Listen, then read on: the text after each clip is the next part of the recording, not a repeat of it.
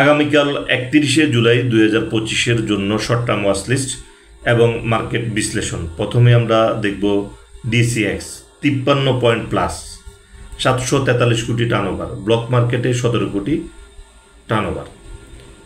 মার্কেটে 743 কোটি টার্নওভার খুব ভালো টার্নওভার, এবং যে পয়েন্ট থেকে মার্কেট আজকে বেড়েছে খুব ভালো জায়গা থেকে মার্কেট বেড়েছে, অর্থাৎ আমরা টার্নওভার নিয়ে আর কোনো সন্দেহ নেই।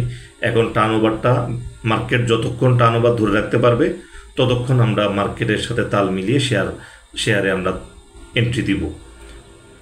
এখন আমরা দেখব সেক্টর ওয়াইজ, এবং এর আগে বলে নিই যে আমরা লাস্টের দিকে, আমরা যেটা ভিডিওর লাস্টের দিকে আমরা ডিসিএক্সের চার্টের বিশ্লেষণ দেখব।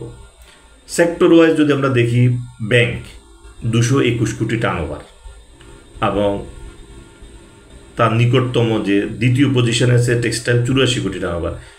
ব্যাংক এবং টেক্সটাইল 1 এবং 2 এর মধ্যে হিউজ গ্যাপ, 221 কোটি 84 কোটি।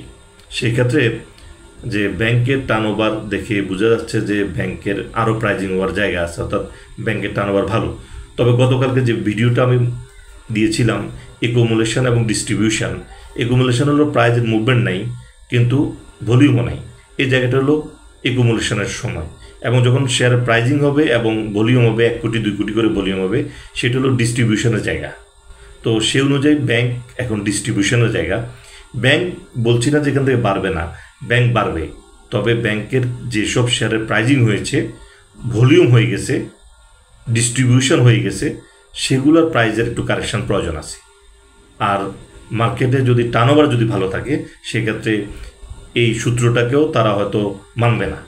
তবে টেকনিক্যাল অ্যানালাইসিসকে বর্তমান যে 743 কোটি টার্নওভার, সেখানে টেকনিক্যাল অ্যানালাইসিসকে ফেলে দেওয়া যাবে না, অর্থাৎ যে একুমুলেশন এবং ডিস্ট্রিবিউশনের যে সূত্র ওই অনুযায়ী যে বর্তমানে ব্যাংকের বেশিরভাগ ব্যাংক যেগুলো প্রাইজিং হয়েছে, যেমন আপনার BRAC bank, city bank, prime bank, এসব শেয়ারে যেগুলো প্রাইজিং হয়েছে, এসব শেয়ারের মানে ডিস্ট্রিবিউট হচ্ছে।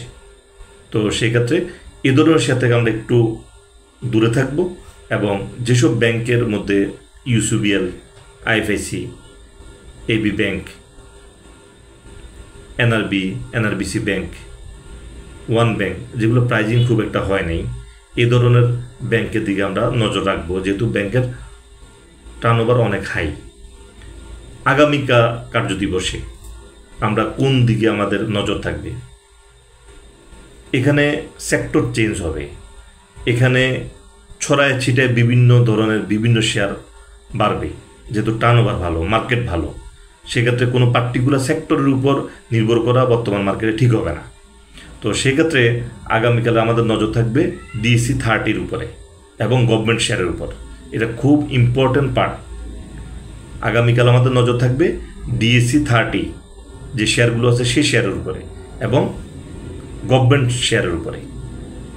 এগুলোতে এবার একটু মুভমেন্ট আসার সম্ভাবনা দেখা দিয়েছে। তো আমরা প্রথমে এখন দেখব আমরা আগামীকালের ওয়াচ লিস্টে কী কী শেয়ার রয়েছে।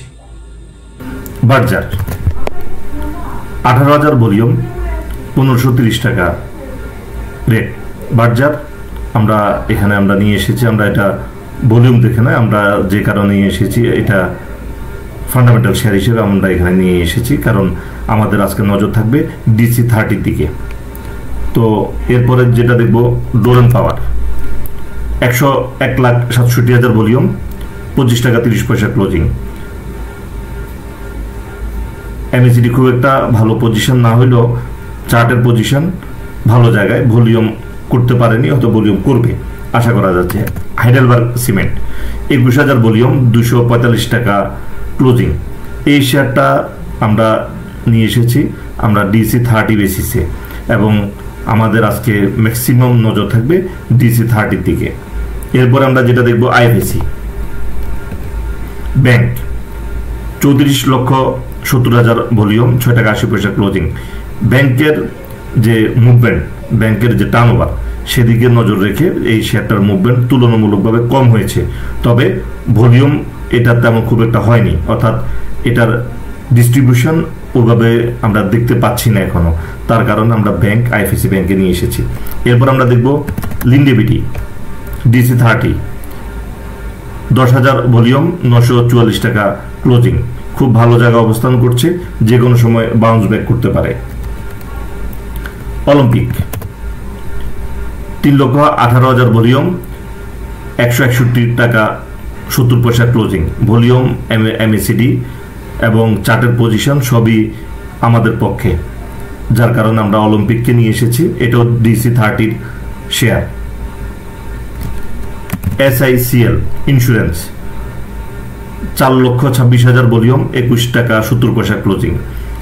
ইন্স্যুরেন্সের মধ্যে এই শেয়ারটার চার্টটা আমার পছন্দ হয়েছে।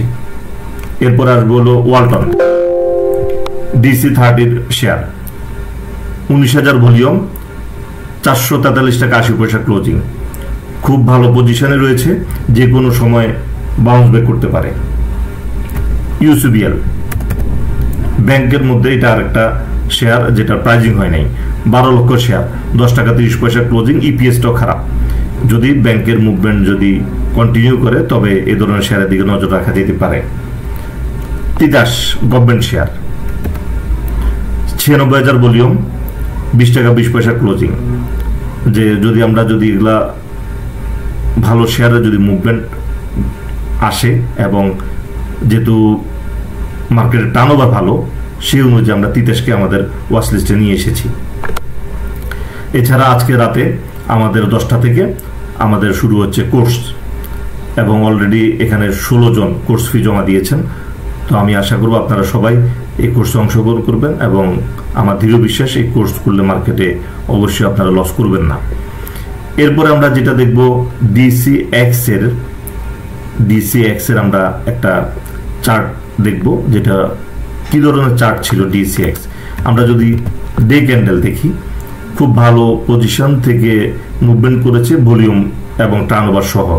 এটা আমাদের আশা জায়গায় যে এখান থেকে মুভমেন্ট হওয়ার সম্ভাবনা রয়েছে। এখন আমরা দেখব যে 3 মিনিটের চার্ট।